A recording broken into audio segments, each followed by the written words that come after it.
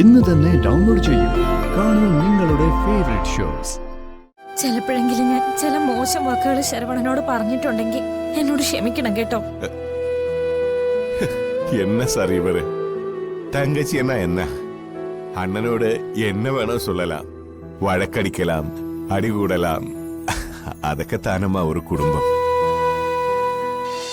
കഞ്ഞിയും കറിയും വെച്ച് കാല് തിരുമിയൊക്കെ അമ്മാവന്റെ പ്രിയ മോനായിട്ട് നിൽക്കുവല്ലേ. അതും ലാഭം നോക്കി തന്നെയാ.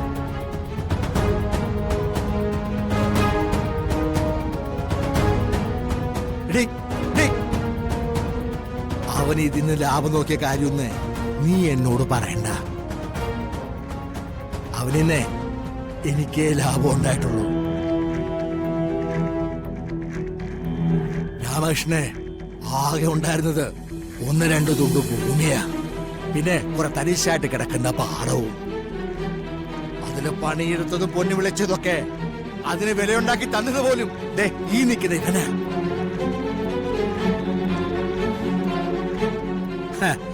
നീ ഇപ്പോ ഇതൊക്കെ കുടുംബ സ്വത്തൊക്കെയാണെന്ന് പറയുന്നുണ്ടാവും. പക്ഷേ അധ്വാനിച്ചു കൂട്ടിയവന് തന്നെയാ ഈ സ്വത്തിനൊക്കെ അവകാശം.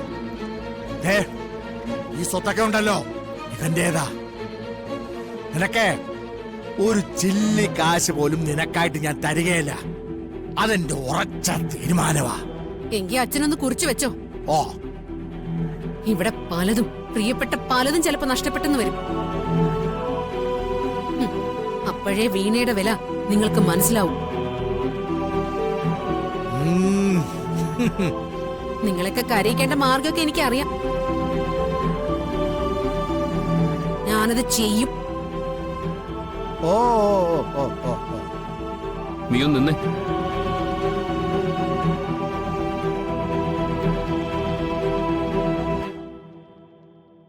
അമ്മാവന്റെ സമ്പത്തിന്റെ കാര്യത്തില് നിനക്ക് എന്തും പറയാം.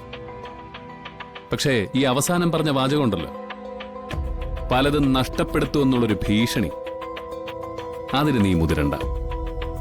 നഷ്ടം ഉണ്ടാക്കുന്നത് പോയിട്ട് ഒരു നുള്ളു മണ്ണ് എനിക്ക് വേണ്ടപ്പെട്ട ആരുടെയെങ്കിലും ദേഹത്ത് നിന്നെ കൊണ്ടോ നിന്റെ ആളുകളെ കൊണ്ടോ വീണാൽ ഞാൻ എല്ലാ മര്യാദകളും ഒന്ന് മറക്കും. കുഴി കുത്തി മൂടിക്കളയുന്നതിന് ഞാൻ.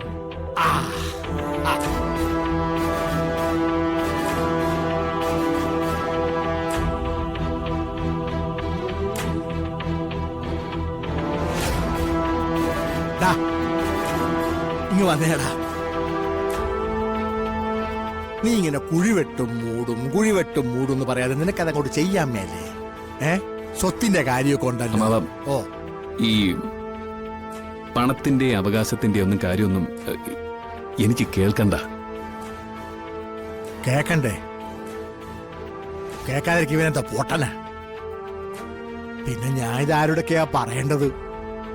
ഞാൻ നിനക്ക് എന്നെ സ്വത്ത് തരുള്ളൂ.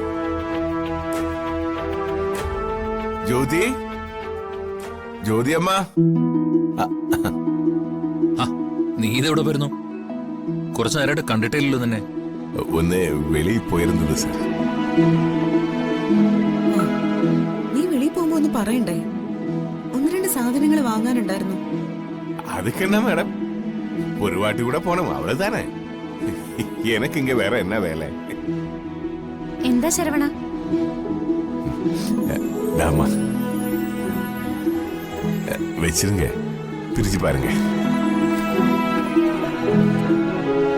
പിടിച്ചി.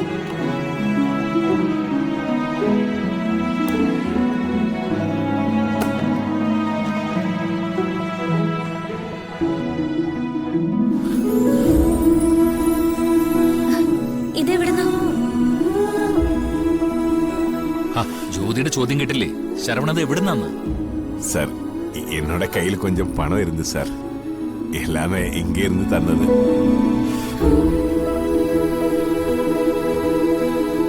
அதெல்லாம் கூட்டி கூட்டி வச்சு நம்ம சிஸ்டர் கல்யாணம் தானே, நானாയിട്ട് ஏதாவது வாங்கி கொடுக்க வேணாமா?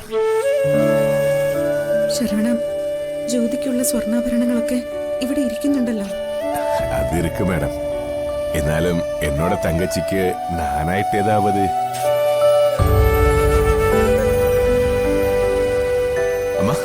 உங்களுக்கு இது பிடிச்சிருக்கா? ഇഷ്ടമായി. നല്ലതാ. സമാധാനം ആയിடுச்சு.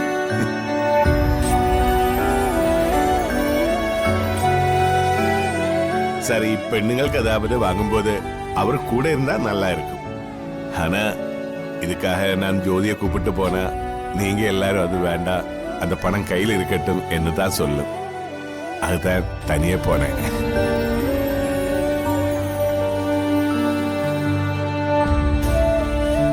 നഷ്ടപ്പെട്ടു പോയ എന്തൊക്കെയോ നീ ഓർമ്മിപ്പിക്കുകയാണ് ശരവണ. എത്രയോ കാലം ഞാൻ ഇവരുടെ കൂടെ ഇല്ലാതിരുന്നിട്ടുണ്ട്. പക്ഷേ സ്വന്തം ജീവിതം നഷ്ടപ്പെടുന്നത് അറിയാതെ നീ ഇവരുടെ കൂടെ കാവൽ നിന്നു. മകനായി, ഏട്ടനായി.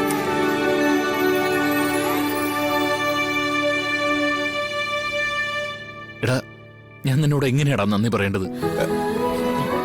என்ன சார் இது? நன்றியா? எனக்கா? അതൊന്നും വേണ്ട സാർ. ഒരു ജന്മം മുഴുവൻ ഞാൻ ഇങ്ങത്താൻ കഴിഞ്ഞത്. ഇവര് யாரு சார்? இவ்வளவு பெரிய குடும்பத்துல நீங்க எல்லாரும் என்னோட அப்பா அம்மா தங்கச்சி அந்த மாதிரி.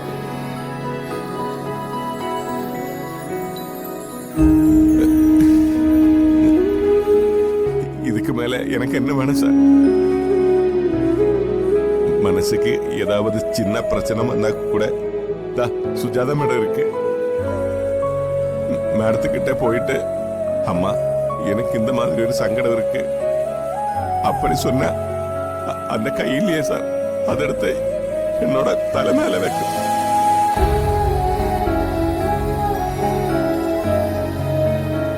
அது போதும் சார் எனக்கு. அந்த நிமிஷத்துல மனசுல இருக்கிற எல்லா வலியும் போயிடு சார்.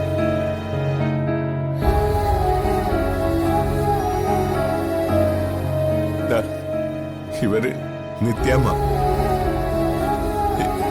எனக்கு எதெல்லாம் சொல்லி கொடுத்திருக்கேன். நான் பேப்பர் படிக்கல, டிவி ப்ரோக்ராம் ஒன்றும் பார்க்கல. ஆனா எனக்கு நிறைய விவரங்கள் எல்லாம் சொல்லி கொடுத்திருக்கு. அதனால சரவணப்பம் ஆளாய் இந்த மாதிரி இருக்குது சார்.